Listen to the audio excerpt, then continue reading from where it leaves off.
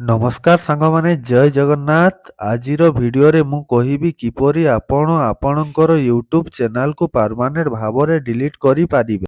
ଯଦି ଆପଣ ଚ୍ୟାନେଲକୁ ବନ୍ଦ କରିବାକୁ ଚାହୁଁଛନ୍ତି କିମ୍ବା ନୂଆ ଚ୍ୟାନେଲ ଆରମ୍ଭ କରିବାକୁ ଚାହୁଁଛନ୍ତି, ଏହି ଭିଡ଼ିଓଟିକୁ ଶେଷ ପର୍ଯ୍ୟନ୍ତ ଦେଖନ୍ତୁ। ପ୍ରଥମେ ଆପଣ ନିଜ ମୋବାଇଲର ଜିମେଲକୁ ଅନ୍ କରିନିଅନ୍ତୁ।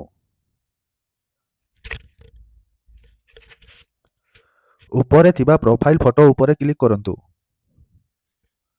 ଜାଷ୍ଟ ପ୍ରୋଫାଇଲ ତଳେ ମ୍ୟାନେଜ ୟୋର ଗୁଗଲ ଆକାଉଣ୍ଟ ଉପରେ କ୍ଲିକ୍ କରନ୍ତୁ। ତାପରେ ତଳକୁ ସ୍କ୍ରଲ୍ କରନ୍ତୁ, ଡାଟା ଏଣ୍ଡ ପ୍ରାଇଭେସି ଅପସନକୁ ଯାଆନ୍ତୁ।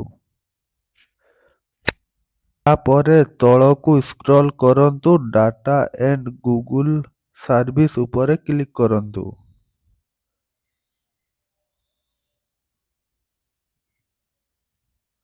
ଏଇଠି ଆପଣ ୟୁଟ୍ୟୁବ୍ ଚ୍ୟାନେଲ ଦେଖାଯିବ।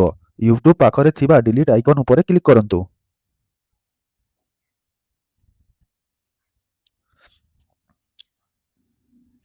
ଏବେ ଆପଣଙ୍କୁ ଦୁଇଟି ଅପସନ୍ ଦେଖାଯିବ। ଯଦି ଆପଣ ସମ୍ପୂର୍ଣ୍ଣ ଡିଲିଟ୍ କରିବାକୁ ଚାହୁଁଛନ୍ତି, ତଳେ ଥିବା I want to permanent delete ଉପରେ କ୍ଲିକ୍ କରନ୍ତୁ।